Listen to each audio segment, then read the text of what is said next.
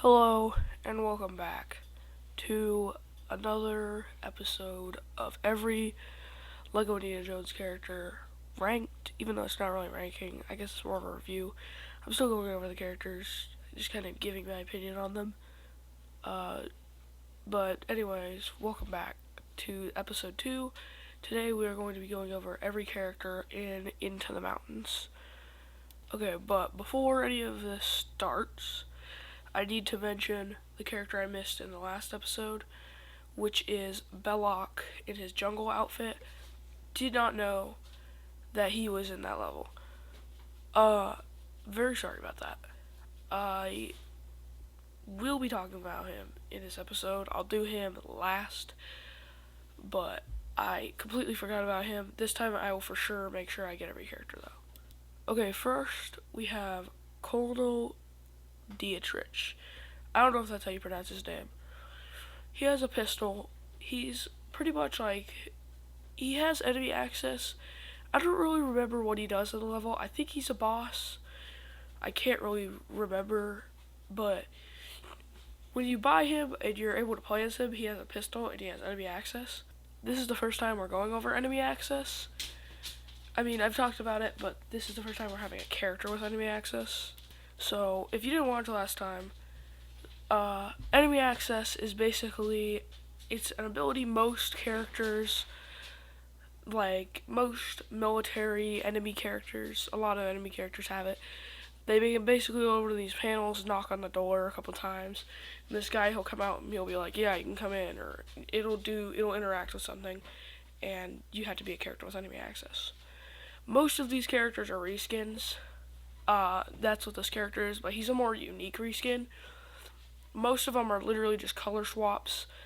This guy, he's different. He has like, I think he's the only soldier with the green outfit, with like a green hat and shirt and stuff. But yeah, he is. He's the only one that has that. But there's other characters that have the same kind of hat he has, and most of the time you'll see them having enemy access and a gun. So that's pretty much all he is. Next we have Bazooka Trooper in the Raiders outfit. So there's two Bazooka Troopers. One is in The Last Crusade.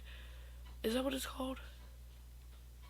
Is it called The Last Crusade? Yeah, it's called The Last Crusade. Apparently I don't know as much about Indiana Jones as I thought I did, but yeah, so there's two different types. They're the same thing, but they have different skins. So the Raiders one, he is the green one. He has like the green outfit, the green uniform. These are some of the most useful characters in my opinion. They have explosives and enemy access, which is, I think that's the only character in the game other than, there's a couple characters with two abilities, but they're mostly the same. Um, so like there's characters with academic and high jump, which we'll get to in a minute.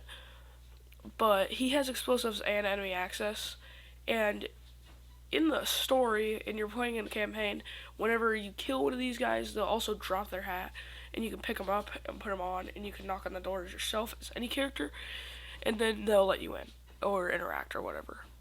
Okay, so now we have the very first of the enemy guards. One thing you have to know about this game, there's a lot of these guys. These are guys I was talking about that are the reskins. They're mostly reskins of this same character.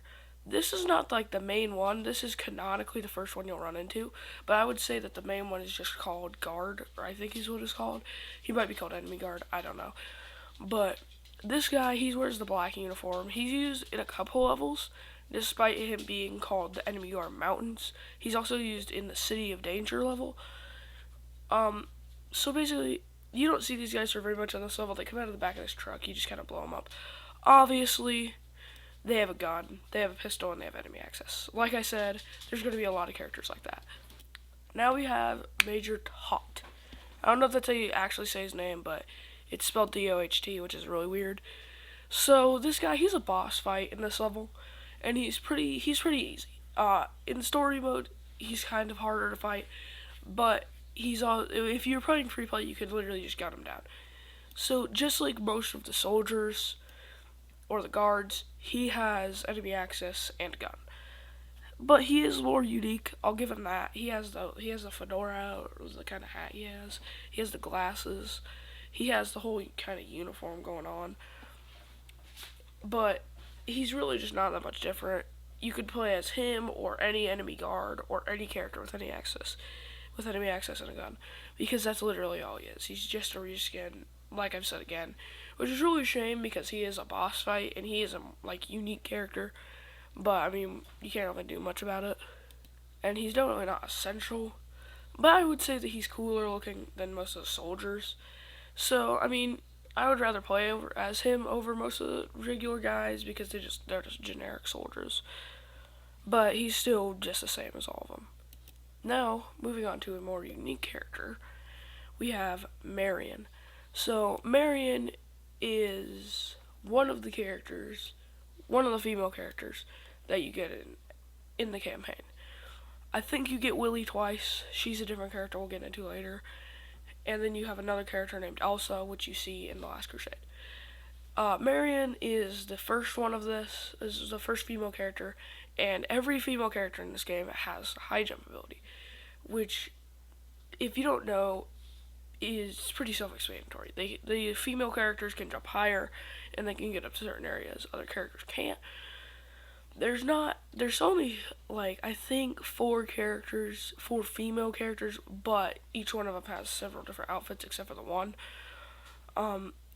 And she's not that important or like a main character anyway, so Marion, though, is actually useful.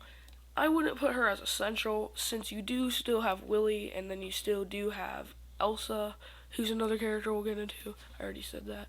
And then you have the other character, who we'll get into later as well. So she's not essential. There is other characters, but for the story, she's essential. And if it was only her, she would be. So I would say that she's still pretty useful, and I wouldn't consider her essential, but I would consider her very useful. And personally, out of all the female characters, she is my favorite. I think she has the best outfits, and I also think she's the only one without blue hair and blonde eye, blue hair and blonde eye, blonde hair and blue eyes. So yeah, she's different, I guess. So again, like I did in the last episode, for the sake of time, I'm going to be putting two characters together. So I am putting Sherpa Brawler and Sherpa Gunner together. Now, this one doesn't make as much sense as the last one, but these characters are mostly the same. So these two characters are similar, as in they look similar and they're pretty much the same. But we will get into a new mechanic. So the Sherpa Brawler, he's a regular reskin of the soldier. I mean, I would say he's the coolest looking one, because he's a unique character. He has a couple unique abilities. He doesn't really have a couple of unique abilities. I don't know why I said that. Whoops. I meant to say he has a couple unique looks. He doesn't have the same hat as all the other guys. Sherpa Brawler, he's different from most. He's literally a reskin of the soldiers, but he's different. Alright, he's a little bit different. So, instead of just being like a color swap like most of the soldiers are, the Sherpa Brawler, he has like this little sack on his head, I guess. I don't really know what it's supposed to be, but he does have it. Obviously, he is pretty much the same, but he does not have enemy access. Which is weird, because he should have enemy access, but I guess he doesn't. He is still an enemy, and he still has a pistol, but here's the thing about the other one. The Sherpa Gunner has a machine gun, which is the same as a pistol, but it shoots 3 times instead of just 1, and I would consider it pretty cool. There's not a lot of characters that have a machine gun, but he does, which is pretty cool, I'll be honest.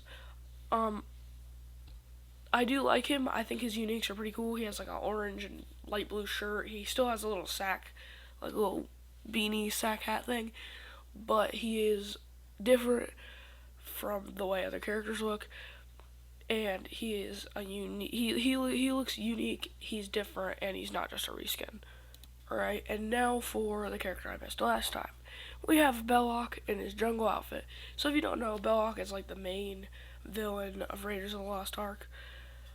Um, so he's different in that way, and he has a new ability that we're going to be getting into, which is really weird since two of his outfits have this ability and then one does not. So Belloc, he has the academic ability. Now, not a lot of characters have the academic ability. There's only, I think I'll have to see here, let me see. Had to check real quick. But there is only 8 versions of characters with academic abilities, most of those being the same character with different outfits. Belloc in this jungle uniform looks way different from his other outfits. He's only seen in a cutscene in the first level, but you still do see him. He's basically he's trying to get the little thing that they steal.